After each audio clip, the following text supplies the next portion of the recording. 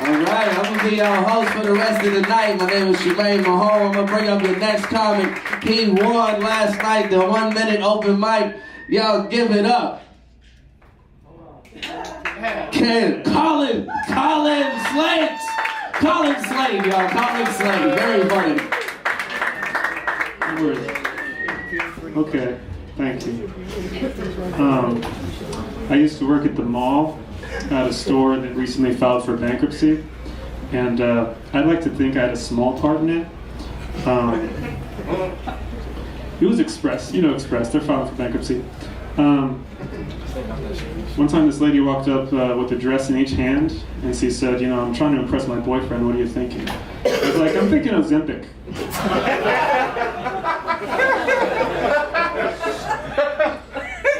No, I would never say that.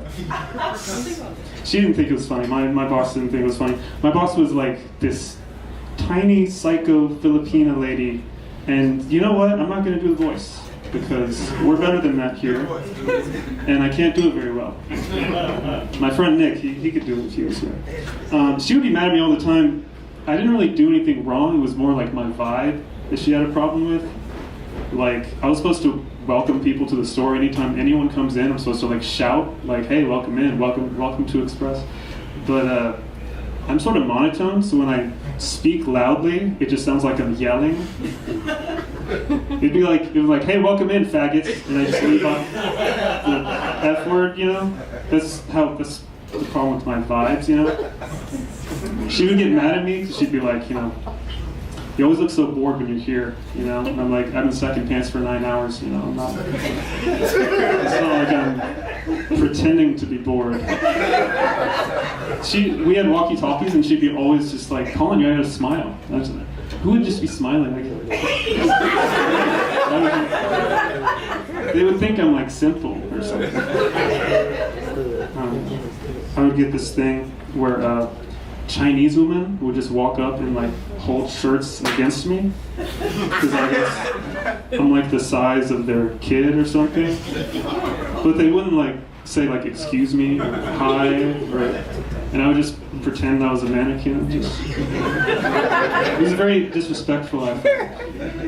Like imagine if I just like got a bra and just walked up to a woman like, oh sorry, I'm sorry, your rack is just like my girls. I would get women shopping for men. Men know they don't know anything about women's clothes, but women, I feel like, think they know about men's clothes. Like, I worked at Express for 4 years, I learned nothing. I don't know anything about women's clothes. But women shop for men. Like, this one lady came in, she wanted men's capri pants, and we didn't have them, because they don't exist.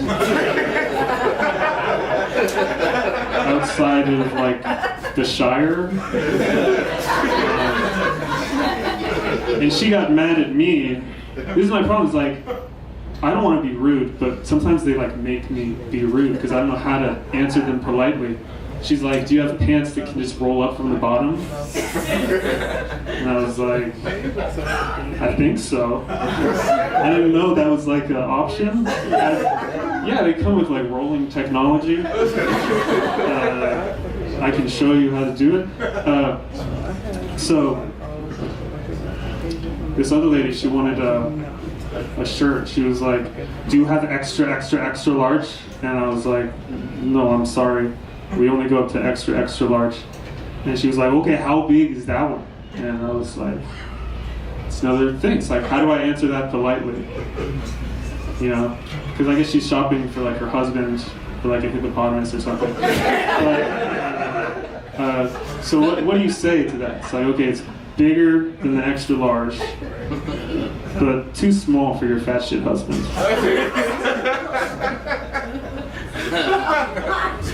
They used to make me answer the phone, and I have autism, that's like abuse. You can't make me answer the phone. And I would get in trouble because apparently, when you answer the phone, you're supposed to say, hello, thank you for calling Galleria Express. My name is Colin, how can I assist you today? But no one told me that. I just said hello, you know? And so I'd be like, hello? And they'd be like, hello? I'm like, yeah, hello. And who's this? And I'd be like, bitch, you called me, who's this? I would work the fitting rooms, but I wasn't there for very long, as you can imagine. Because I realized I was tall enough.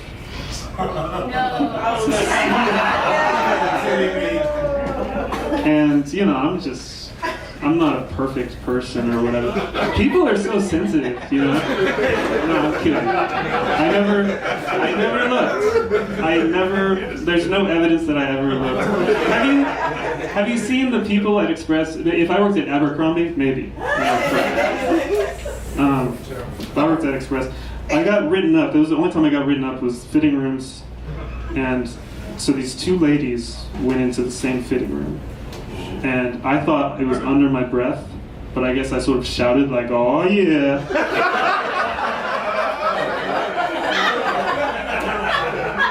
And I guess they heard me or something. And I got written up. How do you get written up for like a minimum wage job? It's like I'm going to detention. Do you want to call my mommy? Whatever. Yeah, the worst job for me was actually changing the mannequins, because with the guys it's not that bad. You just like, not gay, this isn't gay, nothing gay about this, and you just do it as fast as fine. But with the women, it's, you know, because I respect women. Okay. And when you change a woman mannequin, you know, when you take a woman's clothes off, you know, they like lift their arms or whatever, they like, you know, cooperate, you know? We've all seen the videos. But the mannequins, they stay rigid, you know? And it feels creepy. Because it feels non-consensual. Because if you're trying to take someone's clothes off and they're not cooperating, it means they're either not consenting or they're dead. And either way, you got to keep the clothes on if you're a gentleman. That's how I know I could never like assault someone, because I'd be like taking off a mannequin skirt and I'm like, I'm sorry, you're so brave, you know, you don't have to do this, you're so beautiful. And customers would just like stop shopping to like watch me. And my boss was always on my case, like, Colin, you gotta smile all the time. And that was the only time ever she was like, Colin, you gotta stop smiling. Okay, I don't have that job anymore. Now I actually teach piano, which is much more chill. I get to set my own hours. There's a problem, sometimes I'll have a lesson in the day, but I forget and I take an edible. And so I have to teach piano to like a 9-year-old from high. And she's just playing and I'm just behind her like, oh yeah. I'm feeling it. Are you feeling it? Oh man. I think it's time to get a little funky with it, right? And, or I'll just like interrupt her when she's playing and be like, you know, I'm so fucking proud of you, man. She's like a 7-year-old girl. And I'm like, you're way better than that faggot across the street. And talking about their 5-year-old best friend. What else have I got? See, I wrote my jokes on my hand, then I went to the bathroom. So this is a problem. One of my friends, she has 2 jobs, so she says she's tired all the time. You know, she's like, she works daycare during the day, and then she has a night shift at Target. She calls it Target. And she was like, you know, I have to do cocaine just to make it through my shifts, you know, at Target. And I was like, are you certain that you don't just have a second job to support a cocaine habit? And she was like, nice try, Colin, but I get the cocaine for free because I'm fucking the dealer. And I was like, okay, but it sounds like you have 3 jobs.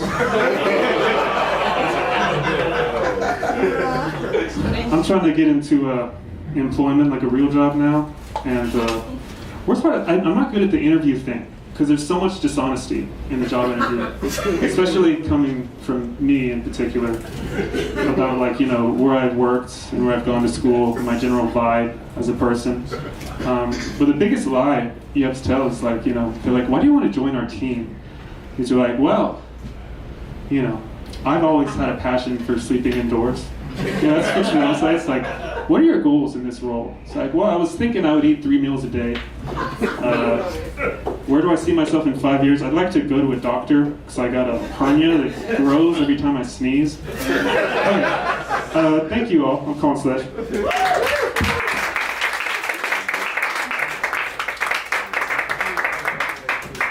Keep it going for Colin Sledge, y'all.